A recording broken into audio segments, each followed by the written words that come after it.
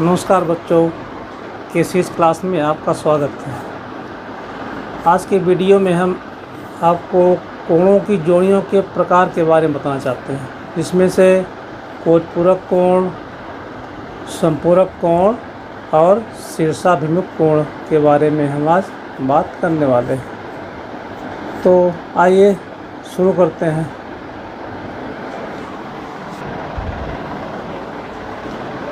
तो आइए पहले कोटपूरक कोण के बारे में बात करते हैं।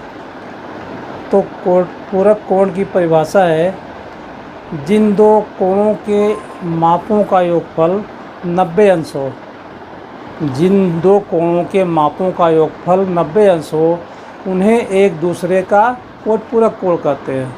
कहने का मतलब है, दो कोण दिए हों और दोनों के मापों का योगफल 90 अंश हो रहा हो, तो उन दोनों कोणों को एक दूसरे का कोटपूरक कोण कहते हैं।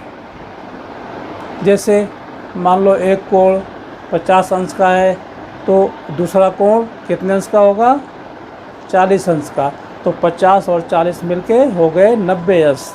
तो 50 अंश का कोटपूरक कोण 40 अंश और 40 अंश का कोटपूरक कोण 50 अंश। तो ये दोनों कोण एक दूसरे के कोटपूरक कोण कहलाएंगे। आइए हम इसको उदाहरण के द्वारा समझते हैं। तो यहाँ पे हमने परिभाषा दी है कोटपूरक कोण की। देखो, जिन दो कोणों के मापों का योगफल 90 अंश हो, उन कोणों को एक दूसरे का कोटपूरक कोण कहते हैं। तो यहाँ मैंने दो कोण दिया है, कोण ABC बराबर 35 अंश, कोण OPQ बराबर 55 अंश। अब हम इसको देखते हैं कि दोनों मिलके कितना हो रहा है। तो कोण ABC बराबर 35 अंश और कोण OPQ बराबर 55 अंश। तो इसलिए कोण ABC का मान है 35 अंश और कोण OPQ का मान है 55 अंश। तो दोनों को हम जोड़ देंगे, तो आ गया बराबर 35 और 55 90। तो ये आ गया 90 अंश। देखिए, दोनों कोण मिलके 90 अंश हो गए। तो इसका मतलब 35 अंश और 55 अंश एक दूसरे के कोटपूरक कोण है। इसको हम कह सकते हैं कि कोटपूरक कोणों के मापों का योगफल अगर 90 अंश हो रहा है, तो एक दूसरे का वे कोटपूरक कोण होते हैं।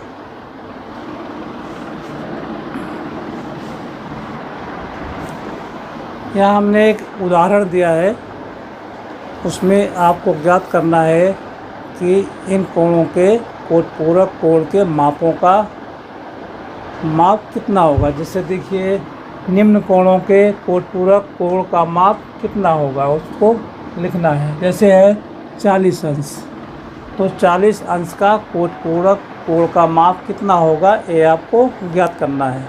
तो आपको मालूम ही है कि कोटपूरक कोणों के मापों का योगफल 90 अंश होता है। इस आधार पर हम इसको निकाल सकते हैं।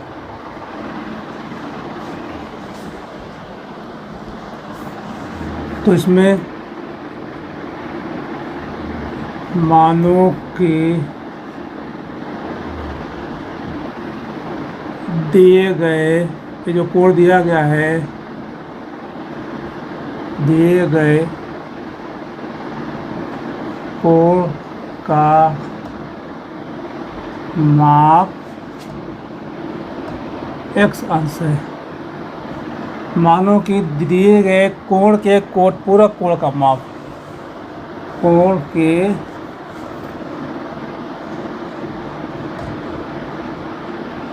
कोटपूरक कोण का मान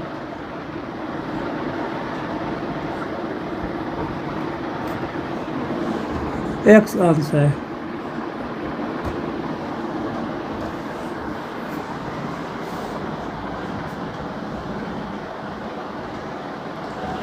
आपको मालूम ही है कि कोट पूरक कोणों के मापों का योगफल 90 अंश होता है।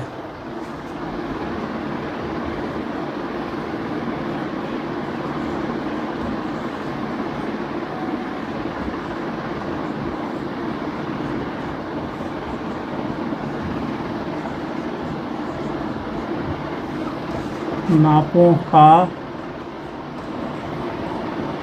योगफल 90 अंश होता है।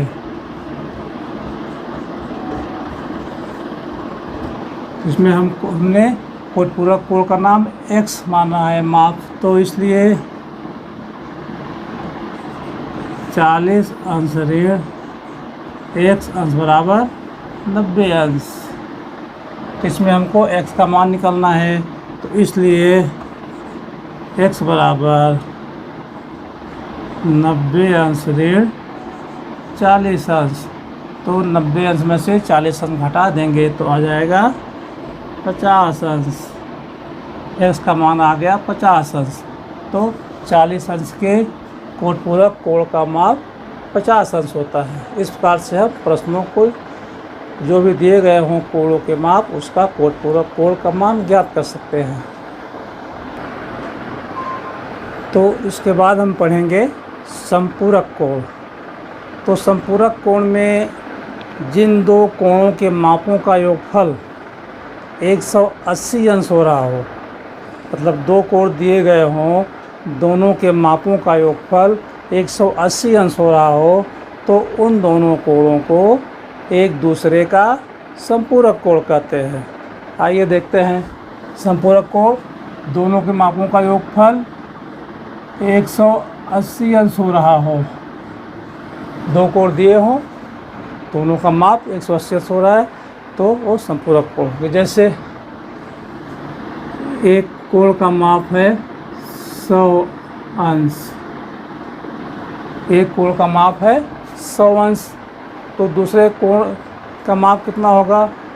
अगर हम इसमें ऐसा प्रश्न पूछें कि 100 अंश माप वाले कोण का संपूरक कोण कितना अंश होगा, तो इसको हम ऐसे निकालेंगे जैसे हमने कोट पूरक का निकाला था। वैसे माना दिए गए कोण का माप x अंश है। माना दिए गए कोण के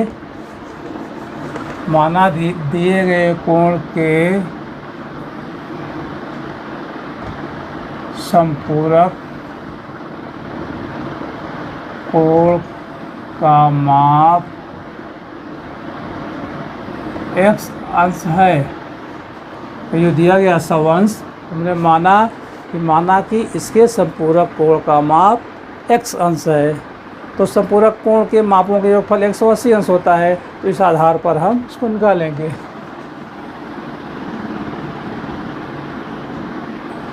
संपूरक कोणों के मापों का योगफल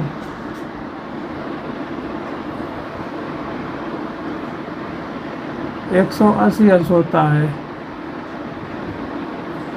इस आधार पर इसका हम निकालेंगे।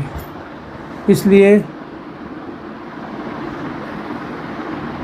100 अंश, ये जो 100 दिया हुआ है, 100 अंश धन x अंश बराबर 180 अंश, ये संपूरक कोण है। इसलिए अब x का मान निकालेंगे, तो इसका साइड चेंज होगा, तो x अंश बराबर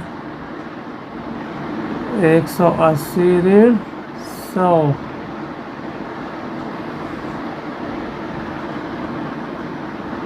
बराबर 80 अंश। इस प्रकार 100 अंश के कोट पूरक कोण का माप हो गया 80 अंश।